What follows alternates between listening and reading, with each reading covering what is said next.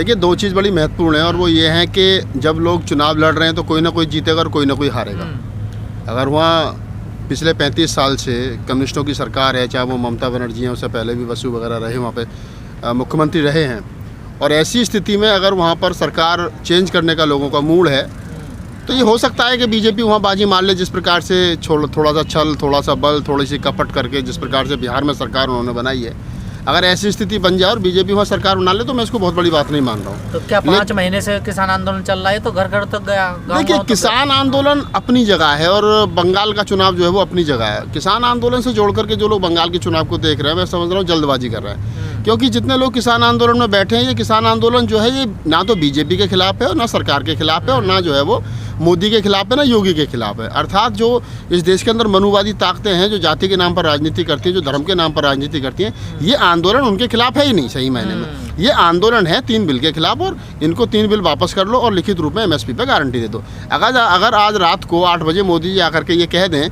कि बहनों भाइयों, आज रात 8 बजे को मैं ये घोषणा कर रहा हूँ कि 3 बिल वापस लिए जाते हैं और जो है वो MSP पर लिखित रूप पे गारंटी दी जाती है, तो जितने लोग बॉर्डर पर पड़े हैं, किसान पड़े हैं, यही हैं जो हर हर मोदी और घर घर मोदी का नारा लगाते हुए चले जाएंगे। मतलब 5 महीने संघर्ष भूल जाएंगे। हाँ, संघर्ष तो उनका MSP का और कानून वापस का, उसके अलावा कोई सरकार बदलने का उनका थोड़ा ही है। मोदी से नाराजगी थोड़ी, मोदी ने तो अच्छे काम करे। अब ये किसान भी हिंदू हैं और सरकार भी हिंदुओं की है। हिंदुओं ने, सरकार ने धारा 370 भी हटाई है, सरकार ने राम मंदिर भी बनाया है, सरकार मोदी सरकार जो है वो मुसलमानों के खिलाफ जो NRC और CA भी लेकर के आई है। तो ये सारा जो सिस्टम है, इनका वही काम है। आप समझ सकते हो उसके इस तरीके से कि चाहे अपना सत्यानाश हो जाए लेकिन सामने वाले का अत्यानाश होना चाहिए।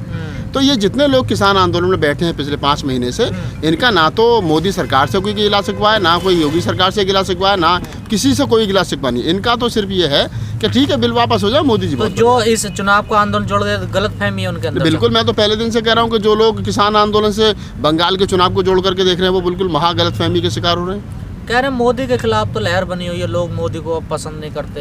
देखिए, सबके अंदर गुस्सा है। आप इसको समझ लो, मोदी के खिलाफ गुस्सा किस में है? मोदी के खिलाफ गुस्सा उन लोगों में जिन्होंने जिनका मोदी सरकार ने नुकसान किया है। अब मैं उदाहरण के तौर पे कर लेता हूँ कि इस देश के अंदर जो दलित एट्रोसिटी एक्ट 1989 है, जिसको लेकर के दलित समाज में गुस्सा है, और दलित समाज वैसे भी कभी बीजेपी के साथ में नहीं रहा, तो उसको मान सकते हैं कि उसमें गुस्सा है। मुसलमानों में गुस्सा है। लेकिन अभी जो मोस्ट बैकवर्ड है, जो 52% आबादी है टोटल आबादी की, ये जो अपने आप को कट्टर हिंदू बना पड़ा है, ये जो राम मंदिर की लड़ाई लड़ रहा था, अभी देखो ना, अभी यही तो लोग थे 52% यादव, जाट, गुजर, धना, जुलाई, तेली, मनियार, यही तो जो थे, क्या नाम है, राम मंदिर की लड़ाई लड़ रहे थे, यही तो झंडा लेकर के चल रहे थे, कसम राम की खाते मंदिर वहीं बनाएंगे। तो ये जो हिंदुत्व का जो धर्म की अफीम चटा रखी है ना, जब तक ये धर्म की अफीम से बाहर नहीं आएंगे, तब तक, जब तक विकास की बात नहीं करेंगे, जब तक कॉलेज यूनिवर्सिटी की बात नहीं करेंगे, जब तक बच्चों को रोजगार की बात नहीं करेंगे, तब तक कुछ होने वाला नहीं है। ये तो कह रहे हैं हिंदू मुस्लिम खत्म हो गया, हम उनके बहकावे में नहीं आएंगे। कहाँ खत्म हो गया, आप बताओ मुझे। तमाम किसान नेता कहने से थोड़ी होता है। अगर कहने से होगा, अगर सही माने में हिंदू मुस्लिम खत्म हो गया तो फिर मैं 100% कह सकता हूँ कि बंगाल में 1000% बीजेपी सरकार नहीं बनेगी।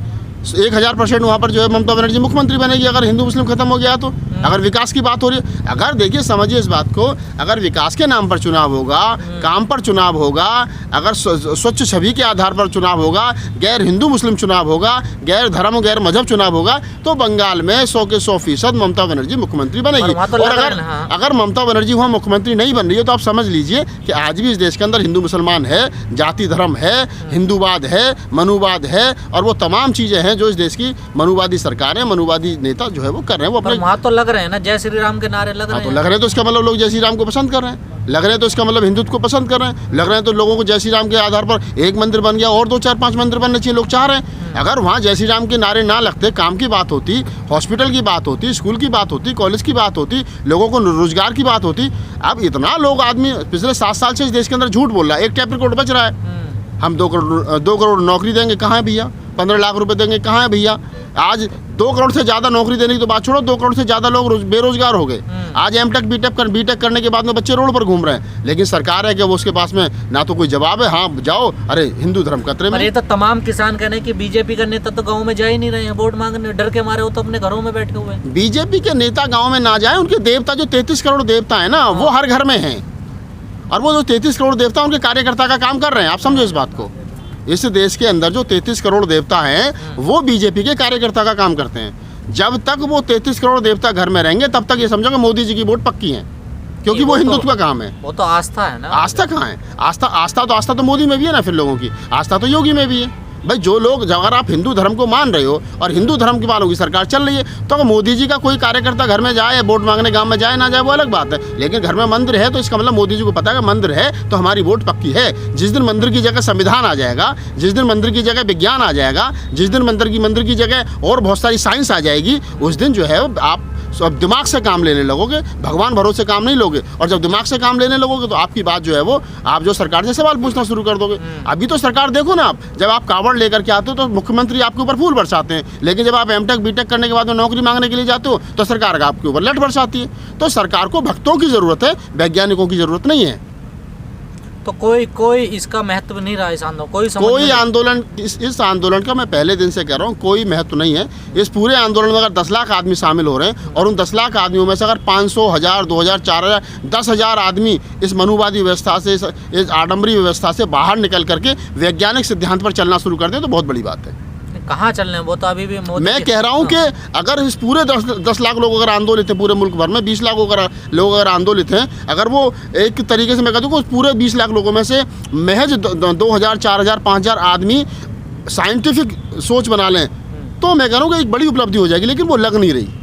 जैसे कहा जा रहा है कि मोदी की लहर अब कम हो रही है, तो वो तो लग नहीं रहा बंगाल चुनाव में। देखिए, मोदी की लहर कम हो रही है, मोदी की लहर ज़्यादा हो रही है, सवाल मोदी की लहर का नहीं है। सवाल ये है कि बंगाल में आज चुनाव है, कल को फिर यूपी में भी चुनाव आ रहा है, फिर हरियाणा में भी होगा, फिर पंजाब में भी हो, चुनाव आते रहेंगे, चुनाव जाते रहेंगे, चुनाव चलते रहेंगे।